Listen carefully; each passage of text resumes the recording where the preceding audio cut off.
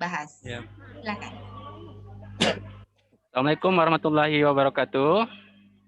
Selamat siang semuanya. Yang kami hormati Dr. Budiman Gunawan, spesialis penyakit dalam selaku narasumber, serta rekan-rekan sejawat lainnya berdasarkan instansi masing-masing. Salam sehat semuanya.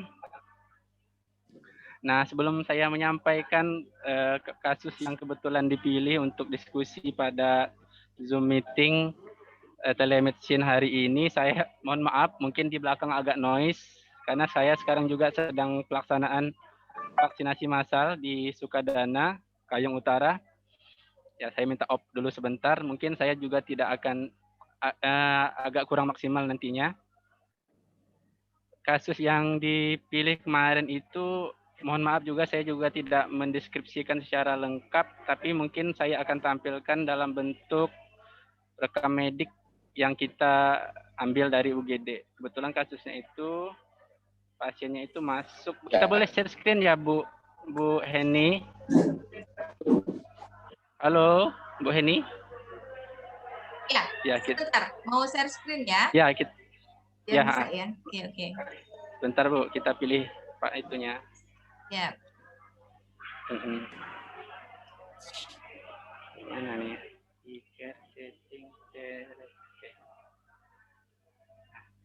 Nah, ini kasus yang sudah bisa tampil di layar ya, Bu ya? Sudah. Ya. Sudah tampil ya.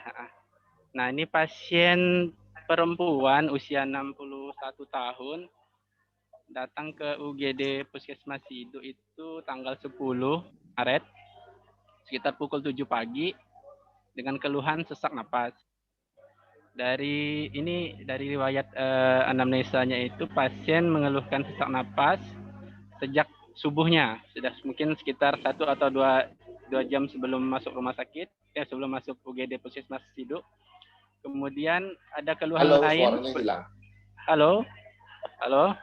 Maaf, Dr. Budi, sudah bisa mendengar lagi? Halo. Di tempat saya jelas, Dok. Halo. Halo, Dr. Budi? Ya, jelas sudah, Pak. Oke, saya lanjut ya, Dok. Jelas. Ya. Ya.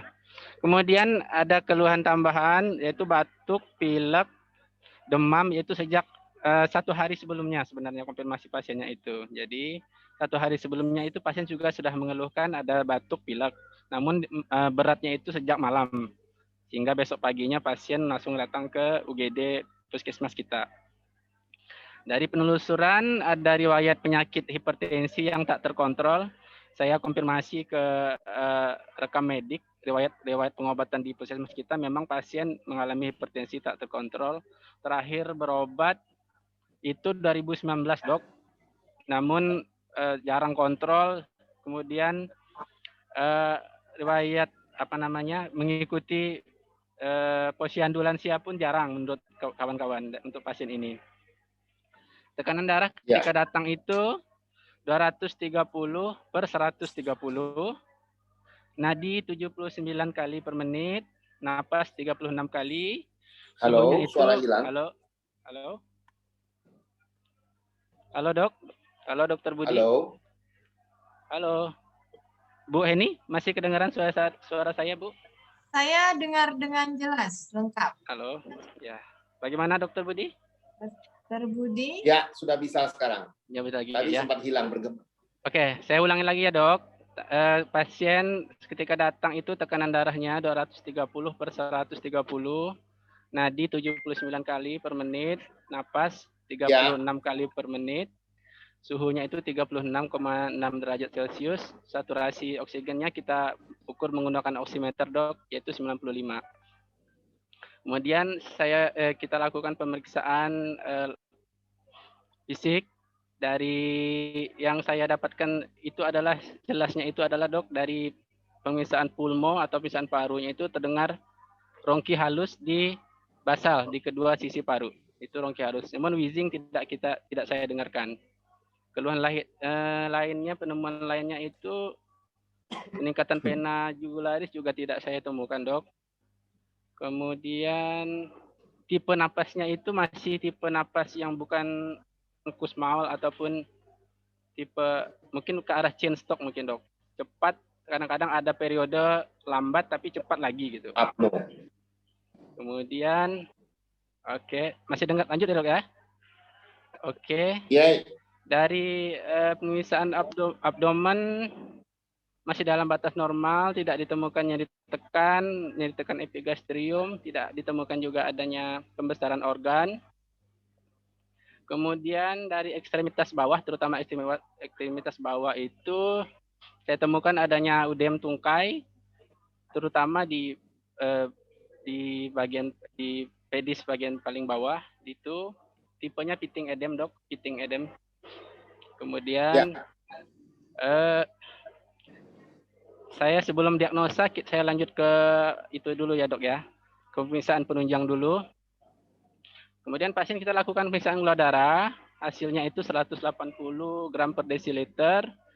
Karena pasien kita indikasikan untuk dirujuk, biasanya protokol rumah sakit itu mewajibkan kita minimal melakukan pemeriksaan rapid test antibody ataupun antigen. Adanya di kita cuman antibody waktu itu. Jadi kita lakukan pemeriksaan rapid test antibody, hasilnya non-reaktif.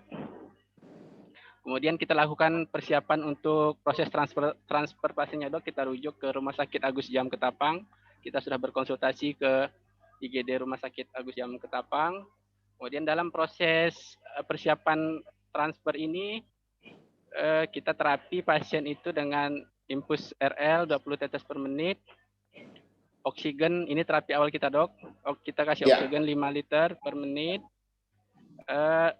Dilator kita yang adanya hanya ISDN dok waktu itu. Kita kasih ISDN 5 mg sublingual. Sekitar pukul 7.05. Dilator yang lain nggak ada dok. Kemudian diuretik juga kita ada dok, tapi sudah expire untuk yang injeksi, furosemid injeksi. Jadi tidak saya kasihkan. Untuk yang tablet juga lagi kosong. Jadi dalam proses observasi dari penanganan awal ini sekitar dan dalam masa proses untuk dilakukan transfer atau rujukan ini sekitar pukul 7.055 kita pantau ulang, kita follow up ulang pasiennya, di mana keluhan sesaknya masih dok, masih kuat, napas masih 36 kali. Kemudian pasien juga ada tambahan keluhan, agak susah membuka matanya, kepala terasa sakit atau pusing. Kemudian tekanan darah kita ukur pada jam 7.55 ini, tekanan darahnya sudah turun dok, menjadi 180 per 100. Kemudian nadi masih 86, suhunya malah menaik 37,5 derajat Celcius. Kemudian napas 28 kali per menit, saturasi masih 95. Masih tersambung ya saya ya, Bu Heni? Masih. Dr. Budi. Ya, okay. Masih. Ya, oke. Kemudian kita berikan terapi oral dok, paracetamol 500 mg. Kemudian pasien pun kita rujuk ke Rumah Sakit Agus Jam sekitar pukul jam 8.05. Pasien juga sudah terpasang urin kateter dokter. Mungkin itu saja dok, deskripsi singkat pasien perempuan 61 tahun yang masuk ke UGD kita tertanggal 10 Maret ini. Mohon maaf mungkin deskripsinya agak singkat. Penanganan kita pun seadanya dok. Itu saja yang dapat saya sampaikan dok. Terima kasih. Kembalikan ke Bu Heni dan Dr. Budi selaku narasumber. Silakan Dr. Gunawan. Oke. Terima kasih banyak sekali. Suara saya kedengaran nggak sekarang? Kedengaran dok. Oke. Terima kasih banyak sekali. Saya dalam hal ini sebagai narasumber, tapi saya harapkan saya pun bisa belajar bersama dari teman-teman semua. Soalnya begini, dalam kita kalau yang kerja di rumah sakit yang lengkap itu kita masih enak, tapi tantangan di rumah sakit, di puskesmas itu banyak sekali dengan segala keterbatasan yang ada, dengan semua yang ada, ya kan, keterbatasan sekali. Nah, hari ini juga saya cerita sedikit dulu. Hari ini juga diskusi dengan Bu Heni juga. Bu Heni tanya saya pakai slide nggak? Saya bilang saya nggak usah pakai slide aja. Soalnya apa? Teman-teman kuliah semua udah bisa pasti, ya kan? Kita mau yang praktis-praktis aja yang mereka bisa dapat hari ini, ya. Jadi yang praktis-praktis aja, dan saya harapkan bahwa kita akan lebih interaktif, soalnya apa yang saya sampaikan harus ada di puskesmas, dan nanti dalam sesi-sesi itu kita semua bisa kedengaran suaranya. Kedengaran dok, lanjut dok. Oke. Dengar. Dan dalam sesi-sesi itu nanti saya harapkan juga semua juga kasih masukan, sebab yang kita bisa kerjakan adalah kondisi kita saat itu. Dalam dunia kedokteran ini, dalam menangani pasien, itu ada yang istilahnya apa yang harus kita kerjakan, tapi ada juga yang apa yang bisa kita kerjakan gitu. Yang harus kita kerjakan belum tentu bisa kita kerjakan karena keterbatasan. Seperti tadi, Dokter Agung sudah tahu ada furosemid, tapi furosemidnya expired, nggak bisa dikasih, betul Ya, nggak? dok. Ya. Jadi sudah tahu Ya, apa dok. yang harus Benar, dikerjakan, dok. tapi tidak bisa dikerjakan. Ya. Dan hari ini juga saya nggak bikin slide ya, saya nggak bikin slide gitu. Nah, jadi saya harapkan jadi kita ngobrol semua sambil cerita, ya, sambil cerita kita lihat. Nah, oke. Sebelumnya ada yang ini satu kasus wanita 61 tahun, keluhannya sesak. Kasus ini menantang sebenarnya menurut saya. Jadi kita harus lihat secara global betul-betul, karena apa? Sesak tapi dia disertai juga ada batuk, ada pilek, ada demam 1 hari sebelumnya dan memberat. Kemudian itulah yang membuat dia datang ke puskesmas. Dia sudah lolos kontrol untuk hipertensinya 2 tahun yang lalu, tidak minum obat. Kemudian datang dengan kondisi 230/130, tapi heart rate-nya 79. Nah, ini detak jantungnya ini 79, kemudian tadi waktu hipertensinya turun ke 180/110, nadinya turun jadi 80, naik jadi 86 kali. Ada demam kasus ini, ya kan? Ada ronki, ada uden. Jadi ini memang kalau dalam hal seperti ini kan kita harus mengambil satu kesimpulan kan gitu. Kira-kira dari teman-teman yang lain setuju nggak kalau misalnya ini adalah satu kasus, tadi diagnosanya itu adalah? Ya, saya curiga ke gagal jantung kongestif, dok. Halo. Halo, dokter. Halo. Kedengaran? Dokter Budi. Kedengaran dok, jelas suaranya. Halo dok. Suara saya apa kedengaran? Halo, dok. Dokter Budi. Halo dok. Ya dok. Halo. Suara saya apa kedengaran? Halo. Dengar dok, dengar jelas dok. Halo. Halo. Bergema sekali di sini. Dengar ya? Halo dok. Dengar ya? Dengar dok. Dengar ya? Oke. Ya. Dengar dok. Ya. Ya. Ya Bu ini. Bu. Halo.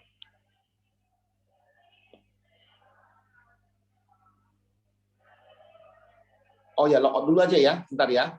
Ya. Oke. Ya. Oke, ya. Ya. Oke. Teman-teman ada yang tanggapan dulu nggak? Teman-teman dari puskesmas lain ada tanggapan dulu nggak? Saya sekarang ini ada di puskesmas Siduk. Yang punya siduknya lagi ke Sukadana. Ya dok, saya lagi vaksinasi massal, sedang off sekarang, izin dulu. Nggak apa-apa, saya Ya, dok. saya lagi siduk soalnya. Ya makasih dok, sudah menjadikan puskesmas Siduk jadi backgroundnya. Oh ya, Siduk itu 60 km dari Ketapang. Saya dulu pernah dinas di Ketapang. Iya. 10 tahun saya dinas di Ketapang. Tapi sekarang puskesmasnya udah bagus. Oke. Ya. Jadi gini, dalam kasus seperti ini, pertama-tama kalau ada pasien datang, ya kan, kita harus ada satu hal yang kita kerjakan adalah ada yang kita harus tangani segera, kemudian ada baru kita diagnosa selanjutnya. Nah, dalam menangani pasien dengan segera, kumpulkan data yang perlu secepatnya, ambil satu kesimpulan, kemudian kita terapi. Kalau dalam kasus ini, kita lihat pasiennya pertama ada hipertensi, kedua ada sesak, Kemudian ditemukan ada ronki, tapi wheezing nggak ada ya? Wheezing nggak ya? ada dok, ronkinya. Ya dok, konfirmasi Wheezing nggak nggak ada. ada. Hanya ronki aja. Ronki Nah, halus kemudian di ada kedua udem basal dok. tungkai. Ya ada udem tungkai. Halus di kedua basal. Berarti itu satu yang khas sekali, bahwa kalau halus di basal itu berarti biasanya adalah kongestif. Ya. Kongestif ya biasanya ya. Iya. Kongestif. Dan memang pada kasus seperti ini yang harus segera kita berikan itu adalah apa, dok? Dilator, diuretik, digoksin dok. Atau Dilator, diuretik, digoksin ya. Ya, diuretik itu yang pertama yang harus kita kasih. Dilator bisa kita pakai untuk turunkan tensi, ya kan? Ya. Nah, satu lagi digoksin, nanti kita lihat tergantung dulu heart rate-nya gimana, kondisi yang lain gimana. Tapi yang paling penting dalam hal ini, saya rasa yang paling penting adalah diuretik dulu kita masukkan untuk menurunkan tensi tekanan darahnya. Kemudian kita kasih juga satu dilator. Dilator sudah benar tadi yang dipakaikan. Itu adalah isosorbit ya. Isosorbit dinitrat, dok. Isosorbit dinitrat, dok. Oke. Nah, dalam pemberian isosorbit dinitrat seperti ini, ya, itu ada hal yang harus kita waspadai, ya kan? Oke, isosorbit nitrat, kira-kira apa efek yang kita harapkan dari isosorbit nitrat ini? Ada yang lain yang mau jawab? Raise hand, silakan. Ayo kawan-kawan bantu. Nggak apa-apa, kita diskusi sama-sama supaya kita gali lagi semua. Saya pun dulu mengalami hal yang sama di puskesmas.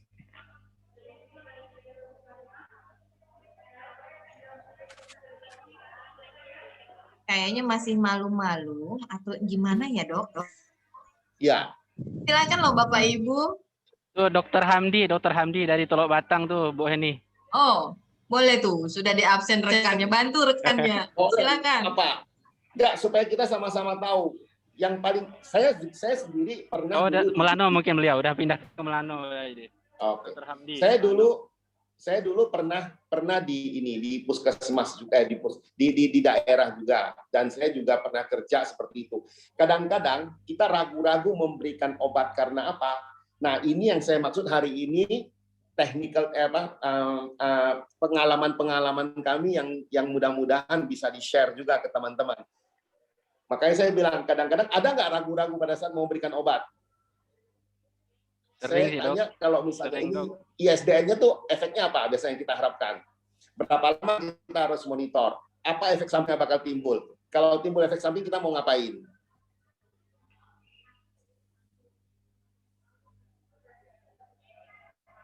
Oke. ISDN itu apa tadi? ISDN adalah dilator ya? Tes. Ya, dilator. Halo? Dilator. Kalau dilator berarti apa? Pembuluh darah melebar, betul? Iya. Pembuluh darah melebar ya? Tes.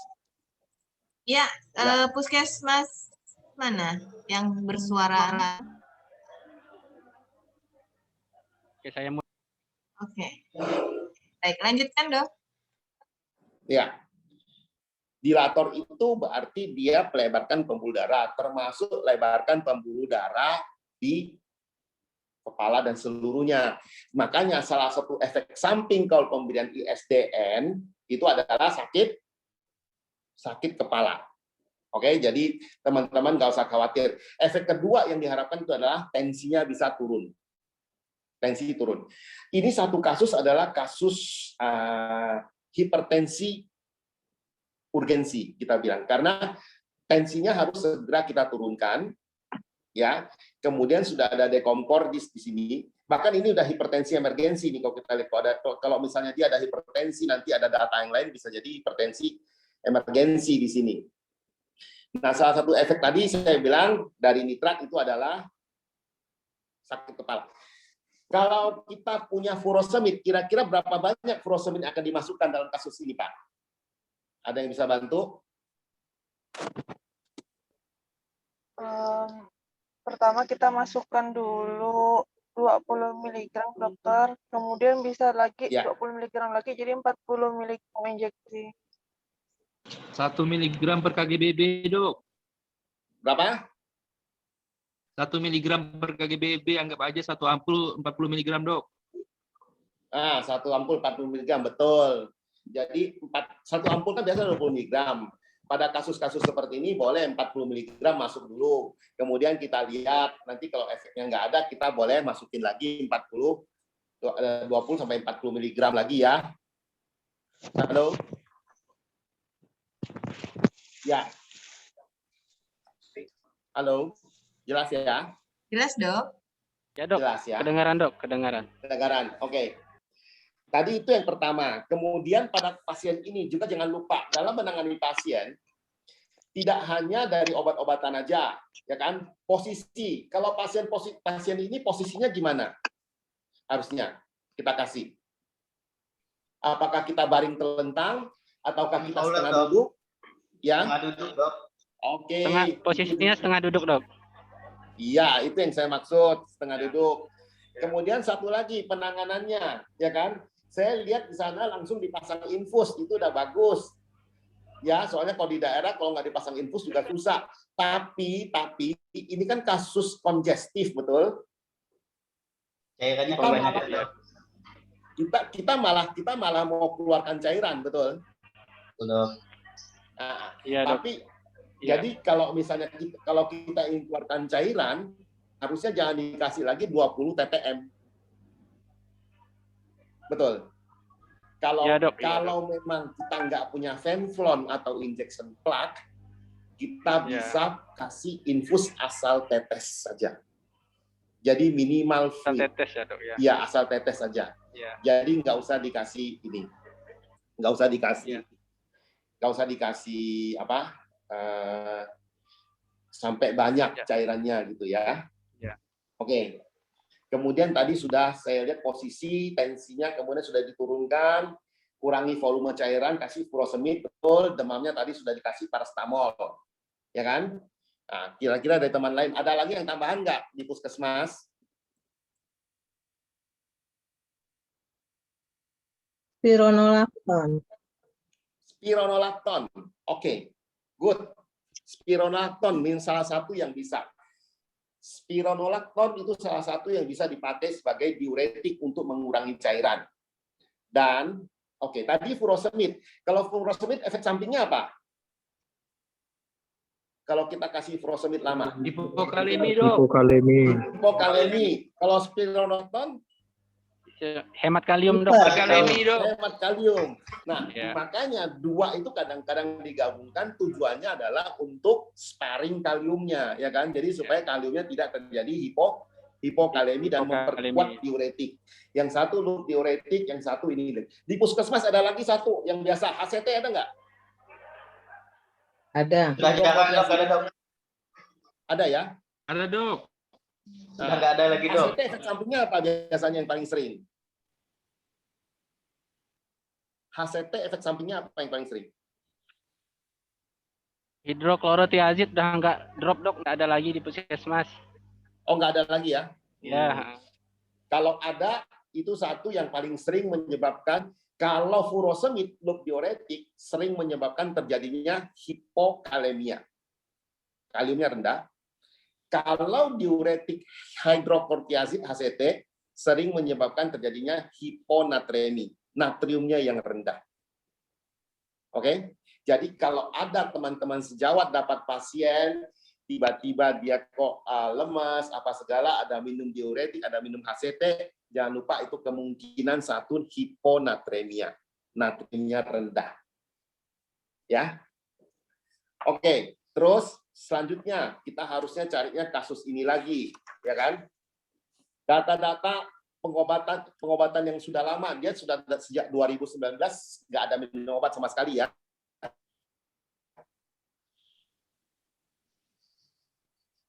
Nggak minum obat ya. Nah, kalau di puskesmas obat hipertensi apa yang paling banyak saat sekarang ini yang ada? Amlodipin, dok. Kaptopril, dok. Amlodipin ya. Ya, Ya. amlodipin. Kalau amlodipin efek sampingnya apa yang paling besar? Bengkak. Yang paling Bengkak kakinya, Dok. ya. Kakinya bisa bengkak. Ini dia. Makanya kalau pasien ini misalnya ada minum amlodipin, dia bengkak kaki bisa jadi karena amlodipinnya. Amlodipin punya 3 efek samping yang paling sering di kita. Pertama itu adalah bengkak di kaki. Kedua itu adalah flash, kemerahan di muka. Ketiga sakit kepala. Amlodipin itu sering juga ya. Jadi sering ya amlodipin. Saya sering dapat pasien minum obat darah tinggi, kemudian bengkak kaki, dipikirkan macam-macam, nggak taunya hanya stop amlodipin aja, mereka udah bisa baik lagi semua, ya. Minum amlodipin aja, amlodipin cukup. Amlodipin itu efek sampingnya bengkak. Nah, dia ada batuk pilek sejak 1 hari sebelumnya, betul? Sekarang ini lagi pandemi, jadi kita pun nggak boleh lengah dengan kondisi ini. Bisa jadi, ya, bisa jadi. Sekarang akut kongestifnya sekarang ini bisa banyak hal yang bisa membuat jadi kongestif ini kan banyak hal. Yang pertama itu adalah dari jantungnya, dilated cardiomyopathy, DCM misalnya bisa. Kedua bisa juga dengan ACS. Terjadi ACS, akut coronary syndrome juga bisa bikin ini. Kemudian ada lagi yang bisa bikin dia bengkak kaki seperti ini adalah pada pasien-pasien dengan chronic kidney. Ya, juga bisa yang tiba-tiba semuanya ya. Kemudian satu lagi pada kasus ini karena dia ada demam, ada pilek, ada batuk, kita harus pikirkan apa juga kemungkinan yang lain. COVID. Iya, COVID harus dipikirkan. Setuju saya. COVID harus dipikirkan. Walaupun swabnya, ini swabnya tadi di swab antigen Dr. Agung ya. Dr. Agung. Bukan Pasien swab, Dok, tapi hanya ya. rapid test antibody, Dok. Rapid test antibody. Tidak kita Kalau ya, rapid test antibody pada pasien ini bakal positif apa negatif kira-kira? Negatif. Negatif. Karena dia antibody biasanya Hari kelima. iya, hari kelima, hari ke-7 ke atas baru ada. Kalau antigen pun belum tentu dia positif, soalnya dia 1-2 hari. Makanya tetap kita sarankan dia PCR dan tidak boleh dianggap enteng. Soalnya COVID sendiri bisa menyebabkan terjadinya hiperkoagulabilitas. Hiperkoagulabilitas kemungkinan pada pasien-pasien itu bisa terjadi serangan jantung atau apa, ACS, akut coronary syndrome. Akut coronary syndrome yang kilip 4 itu bisa menyebabkan terjadinya akut pulmonary edema. Ya. Jadi itu kaitan-kaitannya yang pikiran-pikiran yang harus kita kembangkan di sana ya. Karena dia ada demam, ada apa juga, tapi tadi sudah di ini. Kemudian juga kita bisa juga kalau nggak ada, kita bisa cek juga keluarga ada nggak tanda-tanda keluarga yang lain yang sakit ya, misalnya demam, apa batuk, apa yang lain. Sekarang ini di sini di Kalbar kita sudah banyak sekali temukan di rumah sakit. Saya banyak temukan pasien COVID itu gejalanya nggak khas lagi. Ada yang hanya nyeri perut, ada yang hanya diare, kemudian lemas-lemas, nyeri badan, sakit kepala, itu sekarang udah banyak. Belum tentu dia sesak. Sesaknya belakangan nanti, tapi sekarang itu dulu ya. Riwayat penyakit dahulu hanya hipertensi, tapi sejak tahun 2019 sudah nggak minum obat ya. Pemeriksaan fisik pasiennya ada trik nggak? Nggak ada, Dok, nggak ada. Nggak ada ya? Nggak ada, Dok, nggak ada. Nah, jantungnya bagaimana? Jantungnya bagaimana? Reguler, Dok, bunyi jantungnya, tapi juga tidak ditemukan adanya bising jantung, nggak ada. Murmur nggak ada, galop juga nggak ada. Ya. Sebab itu penting, Dok. Sebab kasus-kasus seperti ini kan banyak juga ya pada pasien-pasien yang dengan dia ada aritmia, akhirnya terjadi dilated cardiomyopathy, akhirnya terjadi congestive heart failure. Dan kalau ada aritmia, ada seperti atrial fibrilasi, sebenarnya kadang-kadang kita pun hanya bisa dengan tanpa alat lain pun kita bisa diagnosa, hanya dengan stetoskop, hanya dengan perabaan nadi, irregular heartbeat, kita bisa tahu semua ya. Terus ada nggak pasien ini cold lami? artinya keringat dingin seperti itu. Kita untuk menyingkirkan kemungkinan satu ACS, akut coronary Enggak, Dok. syndrome. Enggak, dokter. Enggak. Pasiennya justru malah itu, Nggak ada Dok. ya? Ya, berkeringat tapi enggak, bukan keringat dingin, Dok. Pak, Oh, merasa demam pasiennya. iya. Oke. Rasa ini ya. Demam. Iya, merasa demam pasiennya, Dok. Oke. Kemudian udemnya itu seperti apa? Maaf, dokter, gimana, Dok? Udemnya seperti apa? Udingnya Udem. tipenya piting, Dok, piting edem. Piting edem ya. Ya, piting edem. Kasus apa aja yang bisa kira-kira menyebabkan udem? Udem pada kaki. Gagal ginjal bisa, Dok. Terus Gagal ginjal, Dok. Gagal apalagi? ginjal, Good. hepatoma atau itu, Dok, atau sirosis hepatis. Ya, good. Ya. Apalagi? Hipoalbuminemia. Ya, sindrom nefrotik. Ya. Apalagi? Mari kita Apalagi, brainwash semua, yuk. Udem. Kurang gizi mungkin, Dok. Gangguan vaskular Hipoalbuminemia kaki. kan kwasiokor Ya. dong. Iya, iya. Iya, Bisa. Pak. Kalau marah. Kalau non piting mungkin dia masih ada ya, hipotiroid ya masih bisa juga ya. Iya, Dok. Ya. Hipotiroid, ya. Halo? Ya, Ya, Dok, Halo. kedengeran, Dok, kedengeran. Halo? Halo, lanjut, Dok, masih Hilang kedengeran, suara saya. Dok. Kedengaran sekarang? Kedengeran, Dok, kedengeran. Halo? Iya, Dok, kedengeran, Dok. Kedengaran ya? Waduh. Saya minta maaf nih, ini kadang-kadang signalnya kok ini. Bu Eni tolong kasih info ke saya kalau misalnya signal saya nggak kedengaran ya gitu ya. Ya, Siap, Dok. kalau suara saya nggak jelas ya. Oke. Baik, Dok. Ada tambahan apa lagi teman-teman? Kira-kira gambaran yang lainnya dari kasus ini?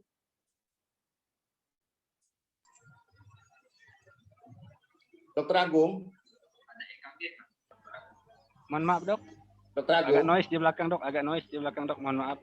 Ya, lanjut, Dok. Oke. Ya. Kenapa kasus ini kira-kira dipilih jadi kasus yang akan ditampilkan? Apa ada masalah apa? Kalau saya boleh tahu dulu, Dok.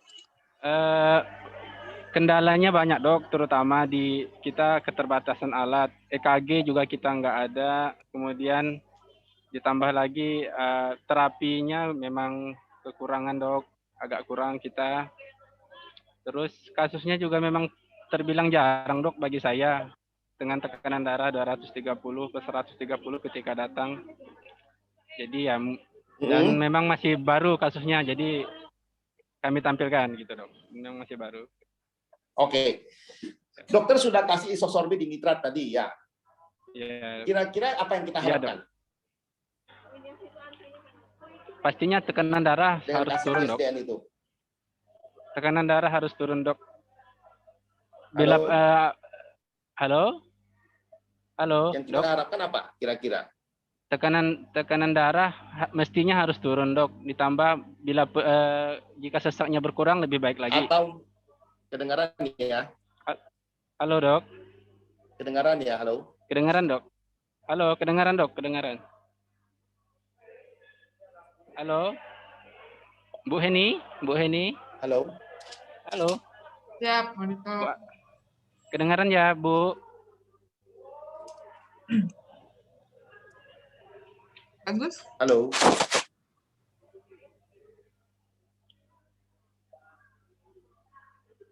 Ya, kedengaran tadi. Kedengaran, Dok. Sekarang Bilang kedengaran. lagi saya. Ya. Ya.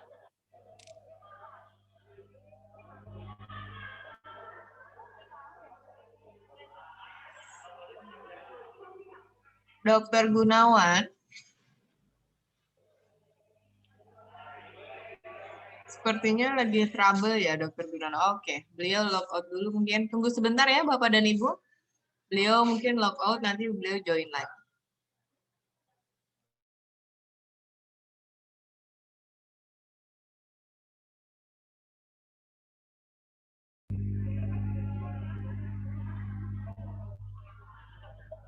Bu Heni? Halo? Ya, monitor gimana dok? Oh, enggak. Masih aktif ya Bu ya? Masih. Tunggu sebentar ya dokter. Kita masih Sudah join. ya enggak. Ya. Kita sekarang di aula Pendopo Sukadana sedang vaksinasi massal ini Bu. Kalau Rame boleh ya? saya tampilkan. Lumayan lah Bu. Oh, oke. Ini sasaran yang pelayanan publik ya, dengan lansia. Ya, TNI, Polri, pejabat publik Bu. Baik. Semangat. Mohon dukungannya Bu, semoga sukses kegiatannya. Kita 2 hari kegiatannya ini, hari ini sama besok. Amin. Dokter Gunawan sudah bergabung kembali. Silakan dok, mic-nya diaktifkan dulu. Mic-nya di unmute dulu. Sudah? Siap. Silakan dok. Siap ya. Oke. Tadi itu udah kasusnya ini kan sampai di tadi kira-kira yang ingin saya sampaikan adalah berapa lama kira-kira kita setelah kita berikan obat itu kemudian kita evaluasi kalau kasus ini nggak dikirim gitu untuk isosorbit. Ada yang bisa bantu?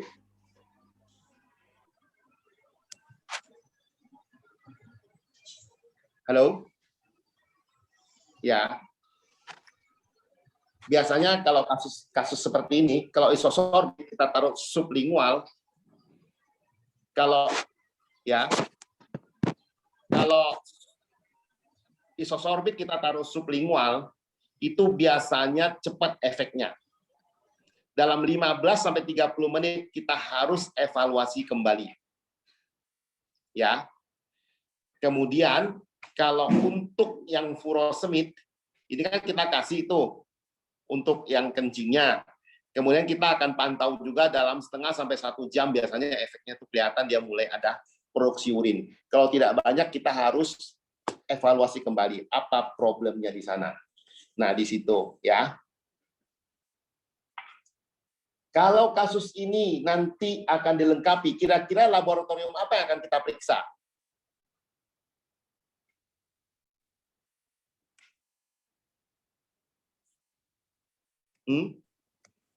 Halo dok, mohon maaf, bagaimana dok? Fungsi ginjal, fungsi liver dok, albumin. Ya. Ya. Fungsi ginjal, fungsi liver. Fungsi liver itu dok. Cuma di puskesmas nggak ada tuh. Di puskesmas nggak ada ya? Kan seandainya bila ada. Ini kan kalau. Jadi yang penting kan kita tahu dulu. Jadi saatnya begini Bu Dokter Tina. Jadi kita juga tahu bahwa kalau saat itu nggak ada satu yang kita bisa ceritakan ke pasien. Saat mau dikirim, kita akan kasih tahu. Ibu atau Bapak nanti keluarga dibawa ke sana. Di sini kita nggak ada pemeriksaan ini. Di sana akan diperiksa ini. Nanti mereka akan tahu bahwa, oh dokter sudah tahu tapi nggak punya. Iya, dokter. Makasih. Ya kan? Sama, kendala sama seperti kita di sini. Pasien minta ke kucing, jadi kita ceritain dulu semuanya. Kita harus di sana, di sini nggak ada apa-apa. Nanti mereka tahu, oh kita tahu juga gitu, nggak apa-apa. Jadi biasanya fungsi ginjal harus kita lengkapi, kemudian fungsi ronsennya gimana? Kalau minta ronsen di puskesmas nggak ada juga ya? Kardiomegali dok. Ya. Gambaran edem ronsen nggak ada dok. Mungkin temuannya bisa jadi kardiomegali. Nah, temuannya bisa jadi kardiomegali. Kalau post ronsen kayak gini, posisi apa yang akan kita minta? Soalnya kadang-kadang hanya suka ditulis ronsen, toraks. Toraks apa yang akan kita minta posisinya? Torak AP ya. dok. AP tegak ya. Ya. Kalau AP saja, pasien baring. Ya kan, pasien baring. Kemungkinan kita untuk melihat semuanya tuh nggak gitu jelas. Tapi kan posisi ini kan setengah duduk dan dia bisa ditegakkan. Jadi kalau posisi AP tegak posisinya, mungkin dia akan lebih kelihatan jelas. Kalau ada pleural efusi apa segala akan kelihatan dengan lebih baik ya. Kemudian kita cek juga EKG kalau ada ya. Kita cek juga EKG. Oke. Terus Dokter Gunawan. Ya, Ibu. Ini saya boleh bacain. Ini ada dari Puskesmas Kendawangan, Dr. Tri Gumilar. Beliau standby cuma lagi tutup kamera sepertinya. Ini beliau tanya dok di room chatnya.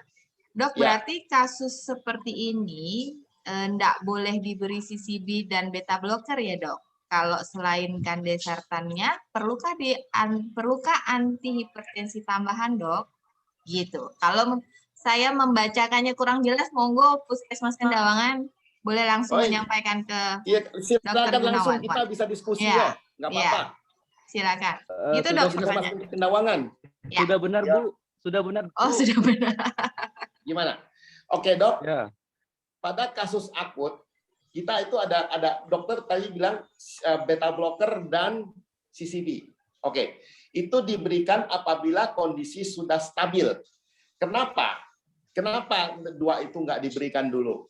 Oke, kita tahu bahwa beta blocker kerjanya adalah memperlambat gerak detak jantung kan. Nanti dia terlalu berat kerjanya lagi, overload pompanya itu, preloadnya itu terlalu berat nanti. Jadi makanya sekarang nggak dikasih dulu. Tapi nanti setelah kondisi stabil, udemnya hilang, beta blocker boleh diberikan dan ada tempatnya. Tapi nanti harus dilihat lagi, ya kan? Detak jantung, targetnya berapa yang kita inginkan. Target yang diinginkan adalah biasanya 80 di bawah. Jadi antara 60 sampai 80 itu adalah targetnya. Ya. Satu. Kedua, CCB, calcium channel blocker pada kasus seperti ini, kalau yang tablet biasanya nggak diberikan. Karena apa? Karena dia malah bisa memperberat. Karena dia kan calcium channel blocker itu kan menghambat kalsium, akibatnya membuat pembuluh darah semua dilatasi lagi di bawah, jadi pompanya nanti akan berat semuanya. Jadi memang CCB dan beta blocker belum diberikan pada saat kondisi sekarang.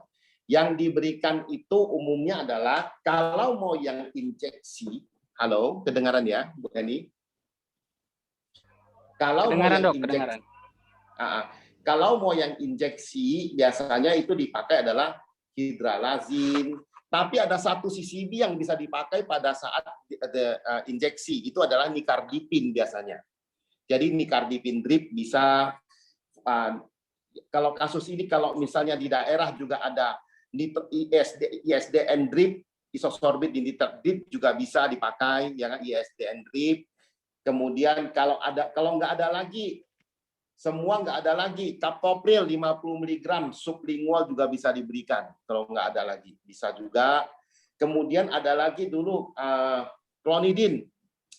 Clonidin drip juga dulu bisa dipakai kalau sampai nggak ada ya. Tapi pilihan pertamanya adalah pada kasus ini tentunya adalah yang ISDN drip. Soalnya dia ada dari kongestifnya gitu. ISDN drip, kemudian nicardipin drip, baru yang lainnya. Ya. Dokter Tri, kira-kira jelas, Dok? Siap. Siap, Dok. Halo, Dokter Tri. Siap dok. Dok, berarti untuk terapi oralnya boleh kandesartan dok ya?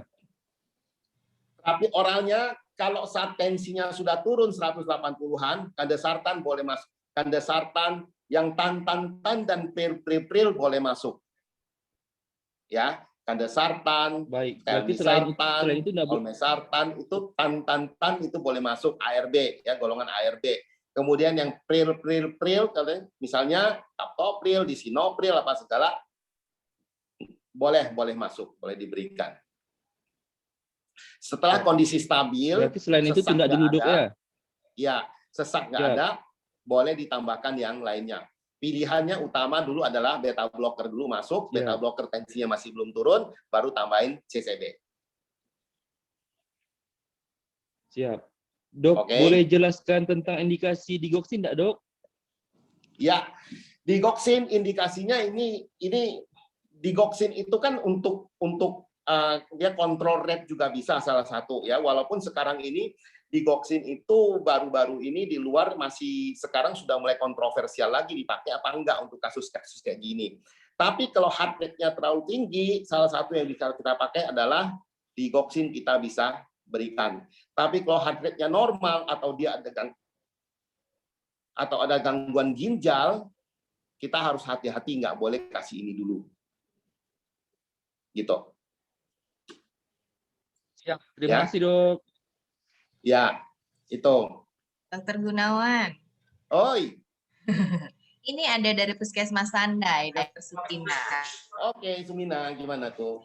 Beliau di room chat bertanya, Sandai. Saya bacain ya, Dok.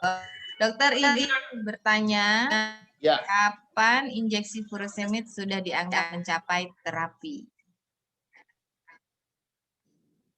Kapan sudah dianggap sudah mencapai terapi? Ya. Yang injeksi ya? Yap. Ya, Oke. yang injeksi, dokter. Ya. Biasanya begini, kalau kita lihat yang benar-benar targetnya itu adalah tentunya kita pakai patokan ronkinya kita bisa dengar, Dok. Pasien itu masih ada sesak nggak? Ronkinya masih ada nggak? Kalau ronki nggak ada, kencingnya nggak ada, kencingnya udah banyak, kemudian udemnya sudah berkurang, kita mungkin bisa switch dari yang injeksi furosemid ke yang oral furosemid. Nah, tapi kalau kenapa kita kenapa ada yang oral dan ada yang injeksi? Yang injeksi itu diharapkan lebih cepat kan tentunya kan. Tapi kalau dia masih bengkak, masih apa segala, ya jangan di switch dulu. Kalau masih ada sesak, ya jangan di switch dulu. Oke, iya. Iya, makasih dokter. Nah, masih ada nih dokter dulu ya. Iya. Dulu. Furosemid, nah ini sampai cerita sedikit nih. Furosemid itu dulu merek patennya apa? Ada yang ingat nggak namanya Pak? Lasik. Kenapa dinamain Lasix? Nah, ada yang tahu? Kasih hadiah sama Bu Heni kau tahu. Kenapa namanya Lasix? Lasix itu dulu ada ceritanya. Dia kasih Lasix itu karena last for 6 hours. Itu artinya. Oh, makanya Lasix kalau tidak ada drip boleh diberikan 3 kali sehari, nggak apa-apa, ya? Iya. Oke, nanti kalau kondisi sudah stabil, silakan ganti ke yang oral. Tapi kalau belum, jangan diganti dulu. Tapi ingat, biasanya kadang-kadang kalau yang seperti ini kasih Lasix, jangan kasih cairan banyak. Iya, cairan kita bisa pakai mikro. Mikro drip. Okay. Asmed lagi masih asal netes. Tujuannya hanya buat masuk injeksi, dokter.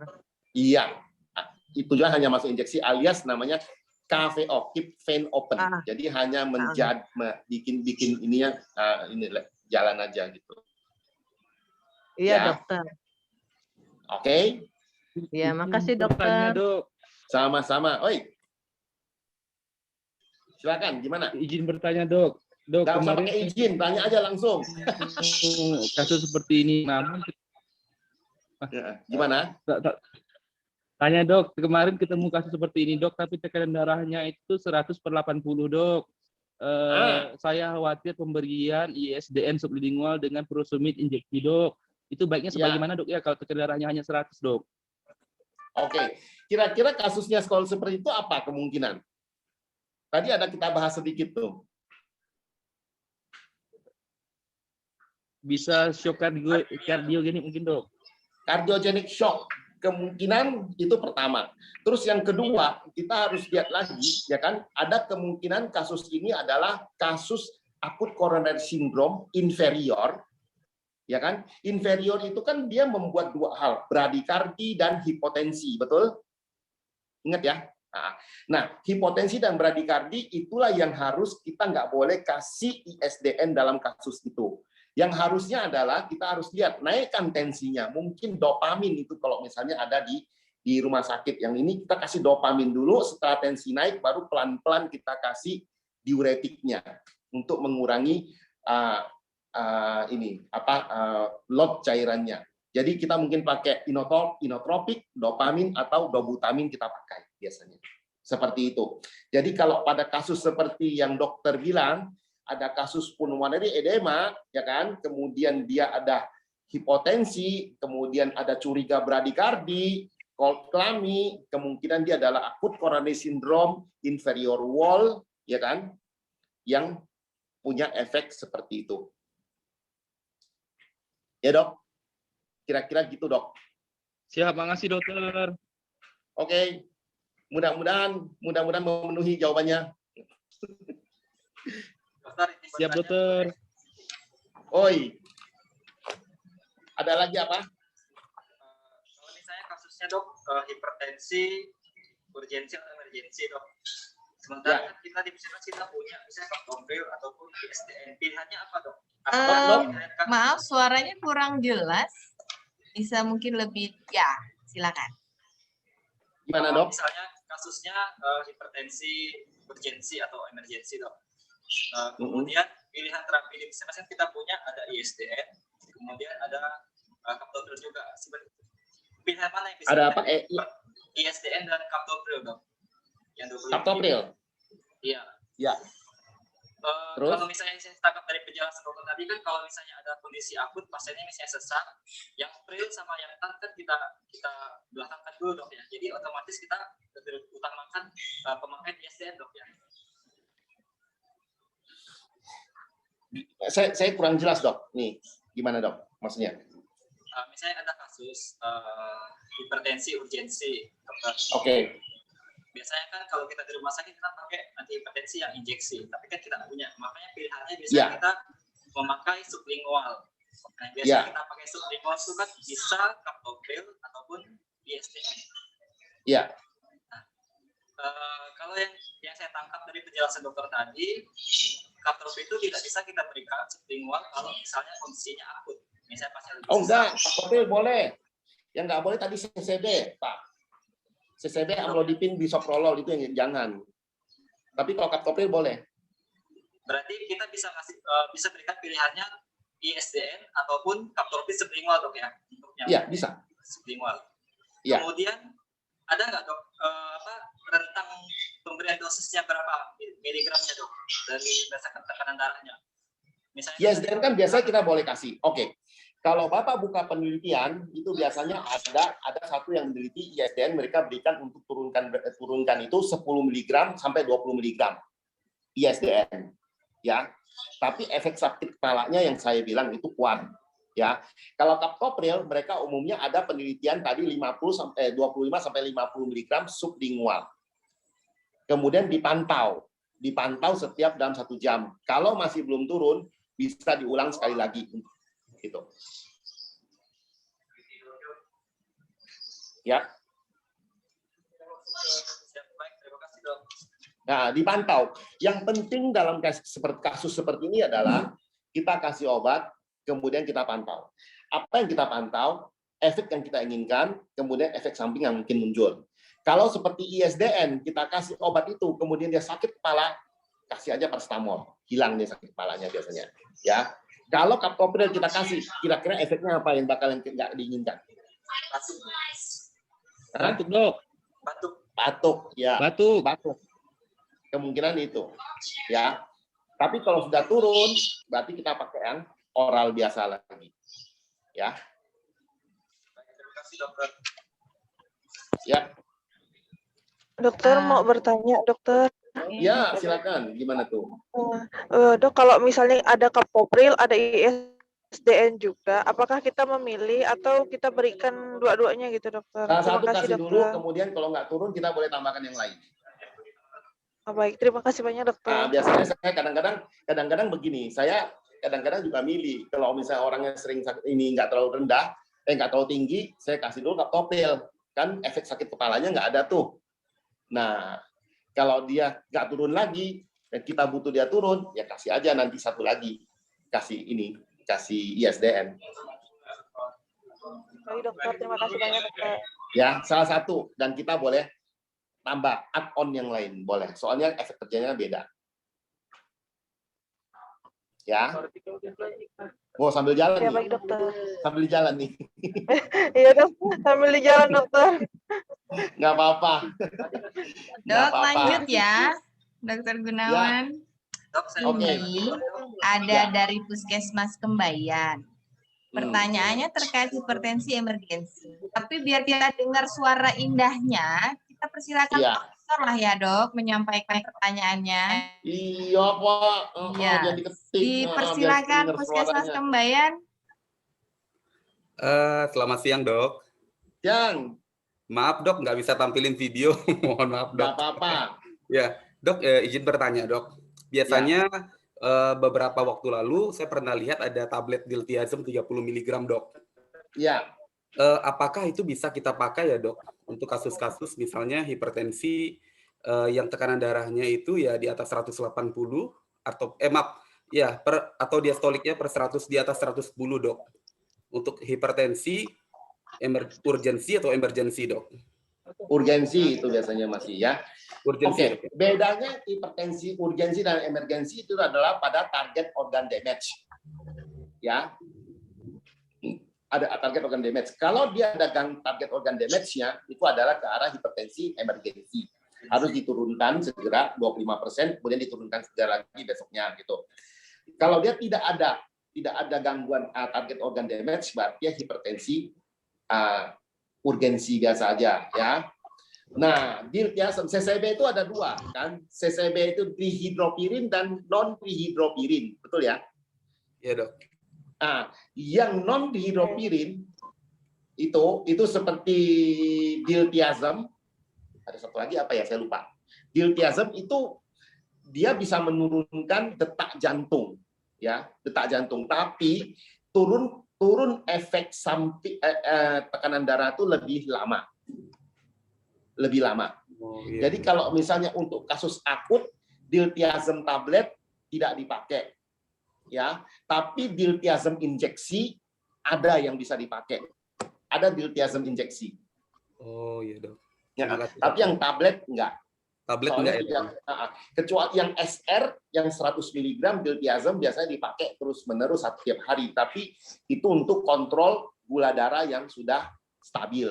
Tapi kalau yang akut yang perlu segera, kita harus yang cepat. Iya, Dok. Ya. Jadi itu calcium channel blocker termasuk calcium channel blocker yang non dihidropirin namanya. Iya, terima kasih Dokter Gunawan. Ya, sama-sama Pak. Ya. Dok, mau nanya, Dok. Oi, ya. Silakan. Siapa nih? Siapa dulu? Dari Dokter Tri Kendawangan Ketapang, Dok. Ya. Gimana tuh? Dok, untuk kasus yang tadi tekanan darah 100, ya. Dok. Karena kalau di kecamatan tidak punya dopamin, Dok, itu bagaimana, Dok? Ya, sedangkan jarak untuk merujuknya agak jauh, Dok. Sedangkan pasiennya saturasinya sudah jelek, Dok. Dan tanda-tanda keringat dingin pun ada, Dok. Sedangkan napas beratnya ada juga, Dok. Itu yang pertama, Dok. Pengganti dopamin kalau di kecamatan tidak ada, Dok. Bolehkah pakai epinefrin atau bagaimana, Dok? Epinefrin harus hati-hati dipakai. Soalnya dia nanti akan detak jantungnya ya, itu yang ini tantangan luar biasa sekali ini. Ini tantangan luar biasa nih kok di daerah seperti itu. Kalau yang kasus seperti ini harusnya kalau di kecamatan nggak ada itu ya. Bentar. Saya belum ada jawaban nih sekarang nih langsung kita yang kasus ini nih. Kita epinefrin mungkin bukan epinefrin, noradrenalin yang dipakai kalau ada. Siap. Epinefrin enggak, noradrenalin. Tapi di puskesmas juga enggak ada, Dok. Enggak ada juga. Noradrenalin enggak punya, Dok. Oh. Kalau nggak punya ya harusnya kasus ini kalau nggak punya ya kan kita bisa pakai yang lain dulu. Pertama hilangkan oksigenasi, kita perbaiki ya kan. Kemudian kita kasih antiplatelet ya kalau kita curiga ini kita loading dengan aspilat atau tromboaspirin ya kan. Kemudian kita tidak kasih untuk ini untuk ISDN-nya, kita tunggu perbaiki dulu kondisi ya kan. Kalau dia nyeri dadanya habis, kemudian pembuluh darahnya bisa jalan lancar, kita harapkan dia tensinya naik pelan-pelan. Nah, saat tensinya naik itulah baru kita boleh kasih lagi kembali untuk yang melebarkan pembuluh darahnya. Tapi salah satu yang kita bisa kasih langsung kalau ada serangan itu kan aspilat itu kan boleh kita kasih dulu loading. Tapi kalau yang untuk menaikkan tensinya, saya masih belum ada gambarannya. Kecuali kalau misalnya yang... Siap. Terima kasih, Dok. Pasiennya ada UDEM nggak dulu? Dok. Pasiennya ada UDEM nggak? Akhirnya pasiennya meninggal di depan mata, Dok. Oh, di depan mata. Iya, oke. Dokter Budi. Dok. Dokter Budiman. Mohon maaf, Dok. Ya. Dok, mohon maaf, Dok. Saya permisi skip bentar ya, Dok. Soalnya silakan lanjut vaksinasi. Agak menumpuk. Ya, Dok. Oke, ya, Dok. makasih, Ya, Dok, ya. Mohon maaf, Dok. Sampai Ya. ketemu ya kita ya. Ya, Dok. Nanti sekali-sekali main ke Siduk lagi saya.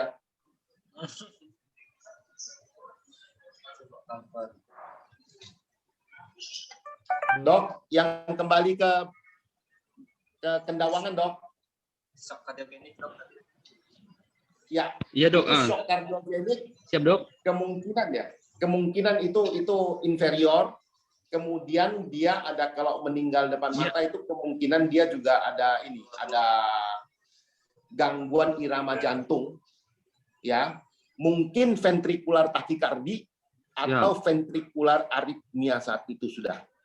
Kemungkinan VT, makanya dia meninggalnya begitu cepat. Saya dulu juga waktu praktek di Ketapang juga pernah ada pasien yang meninggal di tempat meja praktek, Pak. Sampai kaget. Pasien datang, nyeri dada, tensi turun, saya suruh baring sebentar, datang sendiri lagi, mau telepon keluarganya nggak bisa, pasiennya sudah kejang-kejang, meninggal. Terakhir saya baru tahu kalau itu adalah inferior wall, kemudian disertai dengan kemungkinan ventricular tachycardia. Itu nggak bisa apa-apa. Bahkan di sentral pendidikan pun, yang lengkap pun mungkin nggak bisa apa-apa. Kasus-kasus itu. Siap, ya. Dokter. Itu namanya malignan Dok. aritmia. Malignan aritmia ada 3, ventricular tachycardia salah satunya. Ya, oke. Siap, makasih, Dok. Sama-sama. Kita tantangannya memang banyak ya kalau di daerah ya. Tantangannya berbeda dan memang banyak sekali. Jadi kadang-kadang kita harus, makanya saya bilang kasus-kasus seperti ini saya belajar juga dari teman-teman sekalian, ya kan?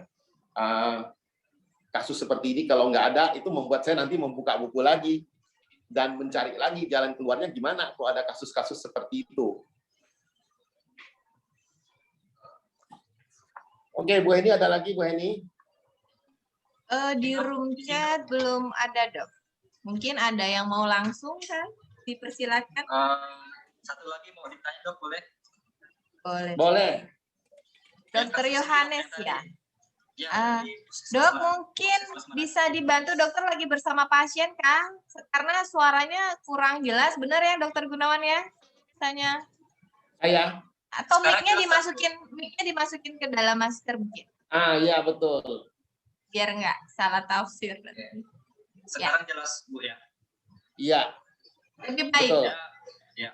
Yang kasus shock kardiogenik tadi dokter, saya dulu pernah sempat dapat pasien juga dok shock kardiogenik, saya curiga ke situ.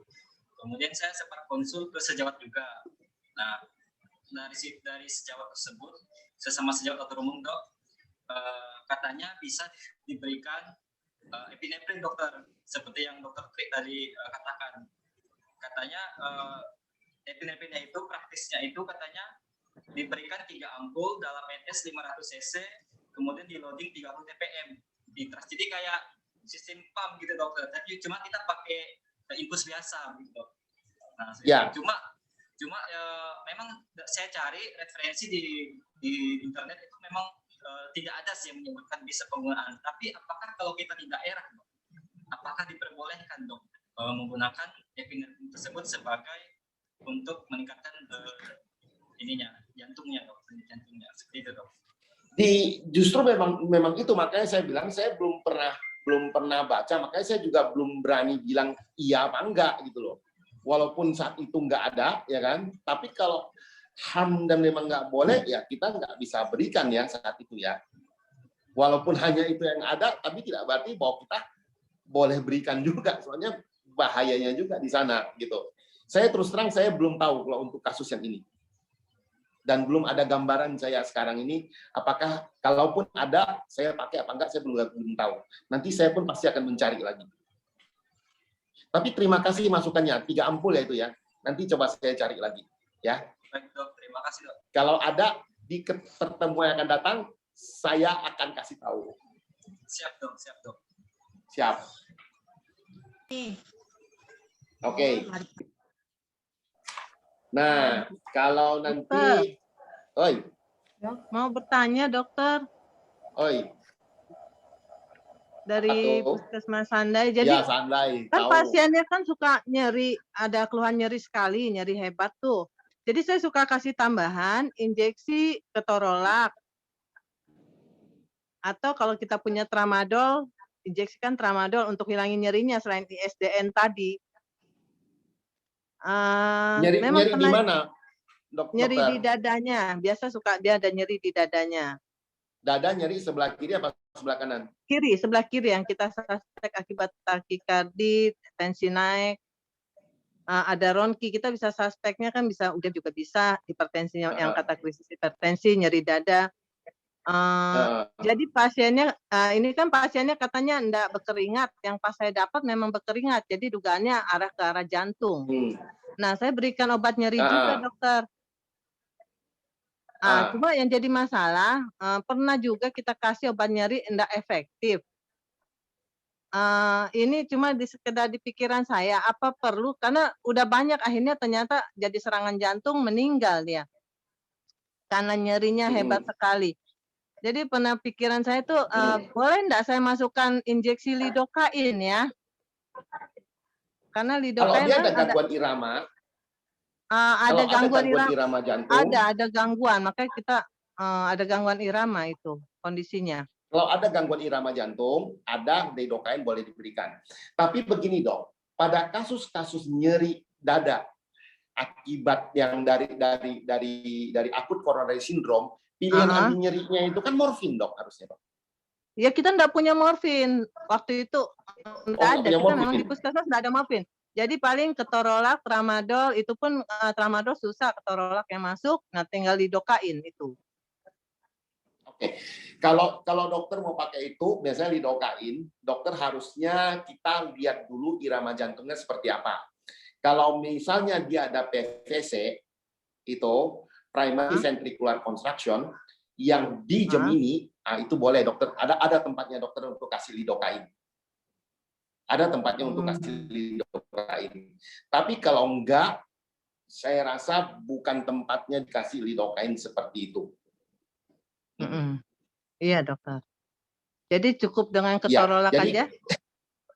Ketorolak pun saat ini sebenarnya ketorolak juga dia kan anti-inflamasi, lebih ke arah inflamasi.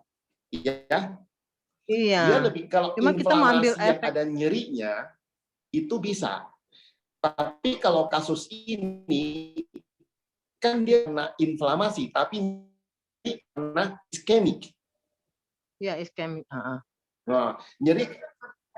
Jadi ambil efeknya juga beda. Kalau harusnya dilator yang kita kasih, kemudian morfin yang kita kasih. Itu yang lebih aman. Oke. Iya. Ya, makasih, tapi dokter. kalau misalnya kita kasih yang ini, kita kasih misalnya katakanlah ketorolak atau apa, efeknya nanti malah prostaglandinnya lari ke lambung, lari kemana-mana, efeknya nanti malah kita jadi nggak tahu lagi karena nanti tambah nyeri dada, nyeri ulu hati, nyeri perut, yang mana saran saya tetap dilator yang harus kita pertimbangkan. Iya, baik dokter, makasih dokter. Ya dok. Iya, makasih dokter.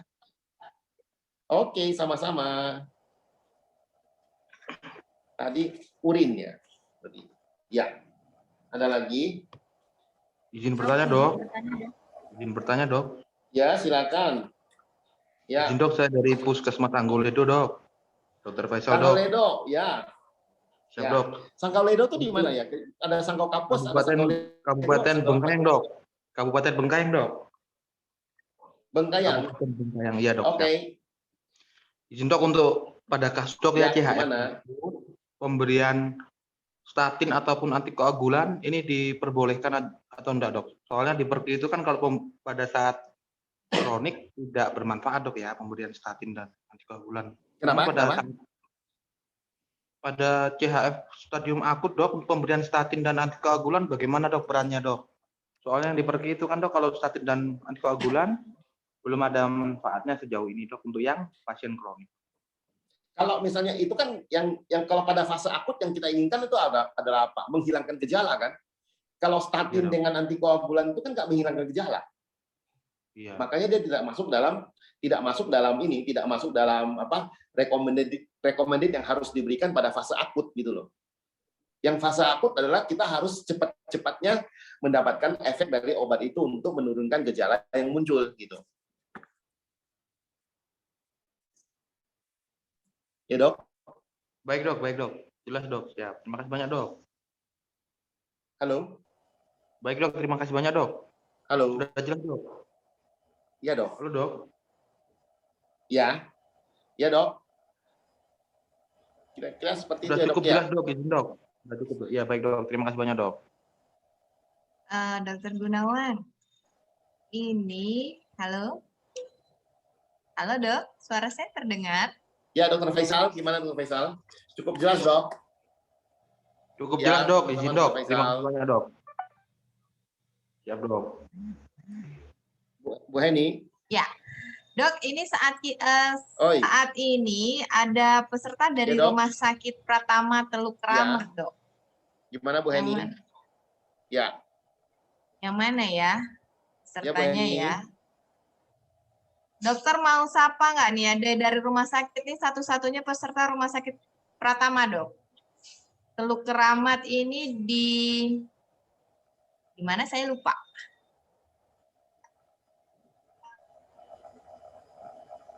Tapi sepertinya tidak monitor. Baik, mungkin Bapak dan Ibu yang lain silakan. Silakan lanjut, Dokter Gunawan. Oke. Tadi kita sampai pada Dok, izin bertanya, Dok. kita sudah bahas tentang ini dan jadi kita lanjut ke selanjutnya adalah monitoringnya. Kalau kita dapat pasien-pasien seperti ini, kita harus monitoringnya, ya kan? Apa aja yang kita perlu lakukan kalau misalnya pasien itu tidak dirujuk, ya kan? Tentunya monitoring yang selanjutnya itu adalah kita harus monitoring kesadarannya seperti apa pasien itu, adakah perburukan apa enggak, ya kan? Kemudian tanda-tanda vitalnya, tensi darahnya diukur, nadinya, terus respiratory rate-nya, SpO2-nya, kemudian kondisi umum pasien juga kita lihat, ronkinya juga ada apa enggak, urin juga kita cek, ya kan? Urin output-nya, balance cairannya, dan kita lihat, kemudian baru kita kontrol tensinya dan kita berikan tambahan obat-obat lain. Itu kira-kira penanganan pasien itu selanjutnya nanti. Kalau memang bisa ditangani puskesmas, ditangani langsung di sana. Kalau memang nggak bisa ditangani, silakan dirujuk untuk dapat penanganan yang lebih baik. Itu kira-kira. Ya. Jelas ya? Masih ada yang mau tanya? Puskesmas Kalis, Dokter Sasi. Ya, Dok. Jadi mau bertanya? Ya izin, Dok. Ini mau bertanya. Kemarin saya sempat dapat pasien dengan takikardi, tensinya itu 160-an per 100. Lalu dia ini kan setelah saya EKG, saya dapatkan dia sinus takikardi, mirip SVT sih, Dok, sebenarnya. Lalu saya lakukan pijat karotisnya, tapi nggak berhasil 3 kali. Lalu saya ragu, Dok, mau berikan digoxin apa nggak bisa nggak ya, Dok ya?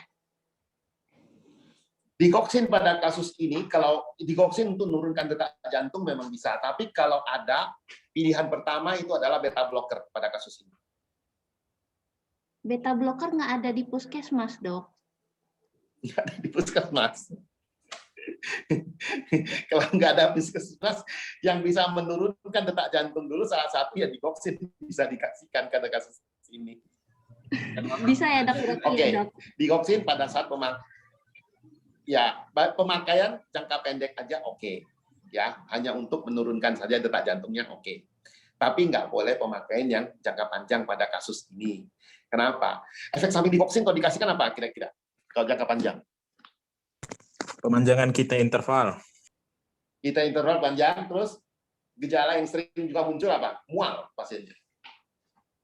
Pasiennya mual. Terus nggak nafsu makan, gangguan makan itu sering. Sebelum kalau kita nggak lihat perpanjang interval apa segala, terus itu yang sering sekali terjadi, mual apa segala. Jadi kalau hanya short kita untuk dapatkan itu karena nggak ada yang lain silakan. Tapi kalau ada pilihannya adalah golongan beta blocker dulu, ya. Atau Ya, kalau enggak, Dok. Makasih, Dok. kalau nggak ada lagi golongan seperti amiodaron. Amiodaron itu bisa digunakan. Nggak ada. Ya. Ya. Makasih, Dok.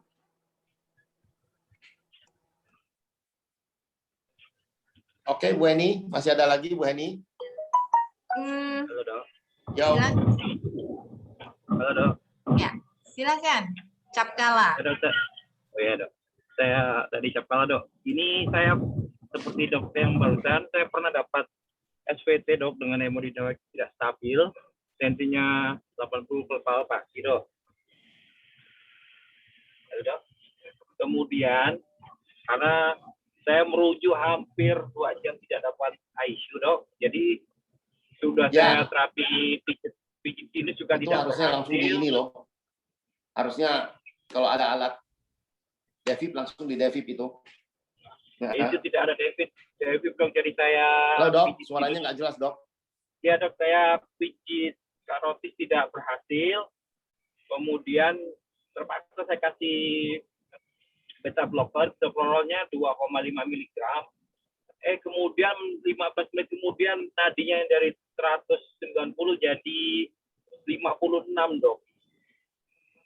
Apakah itu dosisnya terlalu besar ya Dok ya? Kemudian karena nadinya turun, tensinya makin turun, saya nggak punya dopu, nggak punya dopa, nggak punya noradrenalin. Jadi saya kasih salbutamol untuk menaikkan dan masih tidak bisa naik. Dan akhirnya saya kasih epinefrin drip. Terus? Nah itu kemudian akhirnya pasiennya tensinya mulai naik, tapi bradikardinya masih 56. Ya, pasien sudah stabil, jadi saya rujuk dengan bradikardi. Karena kalau kesulitan kami di sini ini merujuk pasien jantung, kebanyakan rumah sakit menolak karena alasannya tidak ada dokter jantung, ICU penuh. Kemudian kalau saya rujuk ke Pontianak, cuma bisa di Sudarso ataupun di Rumah Sakit Kartika Husada yang ada dokter jantungnya. Jadi kalau pasien-pasien jantung sangat lama untuk dirujuk. Dok, ini dokter Arizal ya? Iya. Dari Puskesmas Cakala ya. Oke. Dok, SPT dengan hemodinamik unstable itu biasanya kita harusnya lakukan adalah apa Dok? Devip Dok. Devip itu harusnya kita lakukan itu devip. Tapi kalau nggak ada, yang dokter tiba-tiba pasiennya tadi turun tensinya, nadinya turun, itu terjadi shock kardiogenik Dok untuk pasiennya Dok. Oh iya. Tapi dokter hebat Dok, luar biasa itu. Dikasih apa? Epinefrin ya Dok ya. Pertama saya kasih salbutamol dulu Dok. Terus salbutamol tidak naik, baru saya kasih epinefrin, itu pun saya diterasi Dok. Dari 5 ppm, 10 ppm sampai bisa naik, saya buat stabil baru saya rujuk. Kalau nggak stabil nggak ada ICU.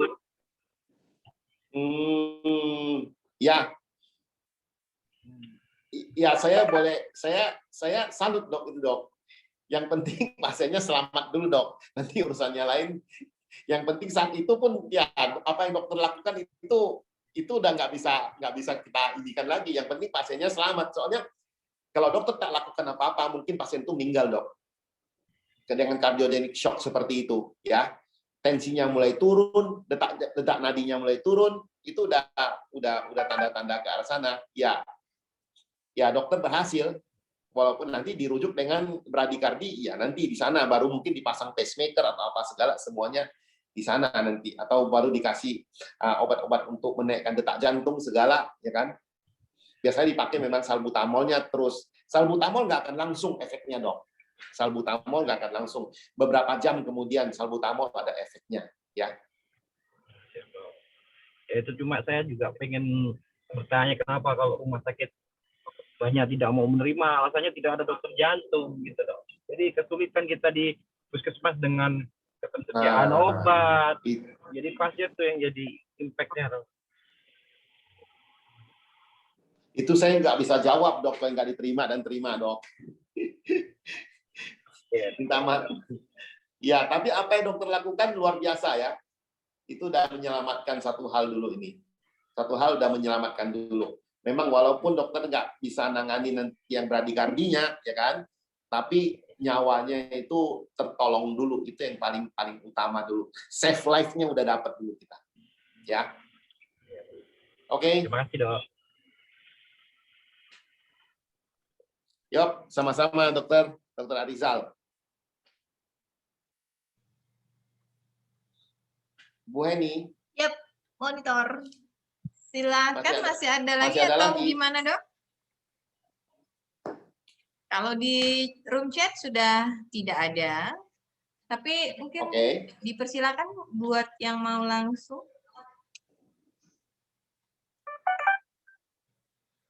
Kalau tidak ada lagi mungkin kita closing ya, Dok ya. Saya saya minta maaf. Sebenarnya hari ini kasusnya cukup bagus, tapi saya sudah berusaha mencari satu ruangan dengan internet yang bagus, tapi tetap lambat juga hari ini dan banyak gangguan saya. Aduh, minta maaf ya. Oke. Dok, mungkin gini, sebelum kalau sudah tidak ada lagi, mungkin dari peserta ya, Dok, sebelum kita akhiri, mohon mungkin dokter bisa kasih closing statement buat kita sebelum nanti kita selesaikan acara hari ini. Closing statement, silakan, Dok.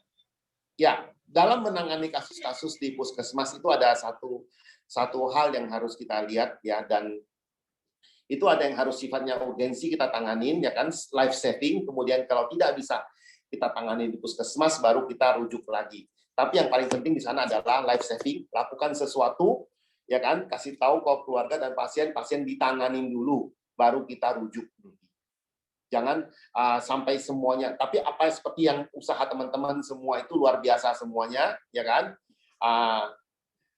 Semuanya sudah dikerjakan, luar biasa. Saya salut sekali dengan keterbatasan yang ada pun masih tetap memberikan satu layanan yang lebih baik. Itu aja, mudah-mudahan ke depannya kita akan lebih baik lagi semua, ya kan, dan juga ketersediaan obat dan lain-lainnya saya harapkan bisa lebih baik lagi. Bagusnya juga hal-hal seperti telemedicine seperti ini kita bisa tahu, Bu Heni, di puskesmas sana, furosemitnya di puskesmas hidup, yang notabene cuma 60 km dari Ketapang dan jalannya licin, itu ternyata furosemitnya expired, habis, nggak ada. Mudah-mudahan bisa dapat suplai lagi furosemit di sana. Ya, padahal itu obat yang memang dipakai rutin gitu. Oke, mudah-mudahan apa yang kita dapatkan hari ini bermanfaat. Saya minta maaf kalau ada kurang, kadang-kadang juga suara nggak begitu jelas. Saya juga ini. Tapi kalau ada dapat yang saya janji, ada yang kurang tadi epinefrin, kalau ada dapat di yang lain nanti kalau ada dapat ini nanti saya akan kasih tahu lagi ya. Baik. Saya juga belajar banyak hal dari teman-teman. Ya, jadi tidak hanya saya memberikan masukan, tapi saya pun belajar. Ini seperti tadi epinefrin, mereka kasih tahu, mereka membuka wawasan saya gitu loh. Oh iya, epinefrin. Coba nanti saya coba cari juga. Ya. Baik, terima kasih Dr. Gunawan. Ini sebelum saya akhiri, saya penasaran nih, ada Dinkes nih, Pak Slamet. Pak, gimana sih Pak sebenarnya nih Pak? Apakah memang obat tidak ada atau sudah minta tapi memang habis atau gimana? Mungkin biar nanti Dr. Gunawan juga punya gambaran upaya-upaya yang Dinkes Kabupaten sudah lakukan untuk puskesmas. Silakan Pak Slamet. Terima kasih Mbak Ini. Kedengaran suara saya Mbak Ini ya? Ya, Pak Bambang. Ya. Pak Gunawan yang saya hormati, makasih ya atas narasumbernya hari ini, materinya membahas masalah penyakit dalam nih, sangat menarik. Jadi gini dokter ya, langsung aja bicara tentang perbekalan. Memang sebenarnya domainnya Mbak Eni, maaf ya, Mbak Eni kalau bicara domainnya perbekalan memang bukan di seksi Yankesnya, tapi di sesi farmasi dan alkesnya. Tapi logistik ini sebenarnya bukan hanya gimana ya, sebenarnya APBN pun sudah menganggarkan untuk logistik juga. Nah, kalau misalnya nanti ada keterbatasan atau kelangkaan suatu logistik kita, itu sebenarnya kita nanti dengan adanya telemedicine seperti ini, inilah untuk kita bisa mengidentifikasi bahwa ternyata di lapangan pelayanan seperti ini loh. Jadi kemungkinan ke depannya untuk RKO-nya kita minta untuk puskesmas penguatan RKO-nya, rencana ketersediaan obatnya itu betul-betul memang dari RKO-nya teman puskesmas. Jadi apa yang puskesmas itu perlukan, nah nanti muaranya nanti dinas merekap semua RKO yang ada di puskesmas itu menjadi memang betul-betul kebutuhan puskesmas yang nanti alokasinya, pengadaannya nanti memang dinas yang mengadakan. Kita berharap hal-hal ini memang nanti menjadi suatu penguatan yang harus kita rubah lah. Ya, mungkin itu yang bisa saya sampaikan ke depannya. Saya sangat mengapresiasi kegiatan telemedicine ini. Saya ngintip-ngintip aja, saya ngabsen nih yang dari Puskesmas Benggayang siapa yang hadir kan gitu kan Mbak Eni. Terima kasih Dr. Gunawan, terima kasih ya Mbak Eni ya. Iya. Terima kasih Pak Slamet. Ya memang saya juga lihat dari kemarin Pak Slamet aktif sekali gitu ya, walaupun ngintip, tapi ini dukungan moral saya yakin nih puskesmas di Bengkayang pasti nggak berani ini kalau misalnya komandannya nggak hadir. Nah Bapak Ibu dari kabupaten lain juga mungkin bisa nih, coba mencolek dinas kabupatennya supaya bisa join karena sudah kita masukkan di dalam grup sehingga apa yang menjadi kebutuhan Bapak dan Ibu di puskesmas yang tentunya tidak bisa diselesaikan sendiri nanti bisa dibantu oleh Dinkes. Kalau urusan klinis saya yakin Bapak dan Ibu sudah ahlinya begitu ya, tapi tadi kalau terkait dukungan Dinkes sangat berperan. Itu mungkin Dr. Gunawan, sekali lagi terima kasih untuk sesi seru hari ini, Bapak dan Ibu peserta semuanya. Kita akhiri kegiatan kita hari ini, sampai ketemu di kegiatan selanjutnya, dan mudah-mudahan semuanya dalam kondisi sehat ya. Saya akhiri, wabillahi taufiq wal hidayah. Assalamualaikum warahmatullahi wabarakatuh. Terima kasih. Waalaikumsalam warahmatullahi wabarakatuh. Terima kasih Dr. Gunawan, terima kasih Pak Ini, terima kasih semua dokter. Jangan lupa absen ya. Jangan lupa absen. Oke.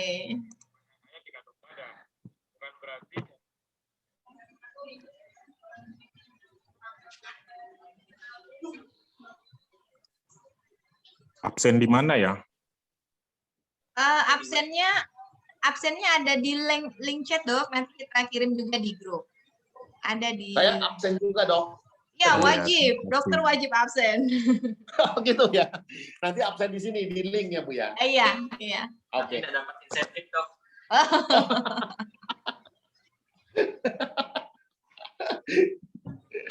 Oke. Puskesmas Meranti itu di mana tuh Pak? Di Kabupaten Landak dokter. Oh Kabupaten Landak. Kecamatan Meranti ya. Oh iya. Ya oke. Iya deh. Terima kasih dok. Selamat. Mudah-mudahan kita bisa lebih. Nanti lain kali ada lagi narasumber yang lain yang saya harapkan dia bisa. Narasumber kita tuh ada konsultannya banyak. Ada konsultan hematologi, onkologi. Nanti ada konsultan gastro 2 orang. Ada konsultan nefro.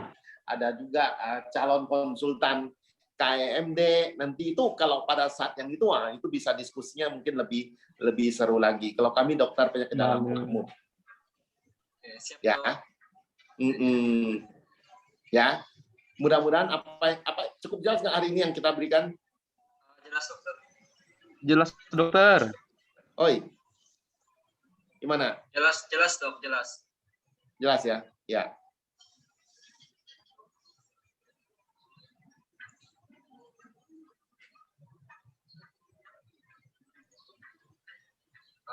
Oke. Ya. Saya izin pamit ya. Siap dok. Ya. Izin pamit ya. Yuk izin live ya.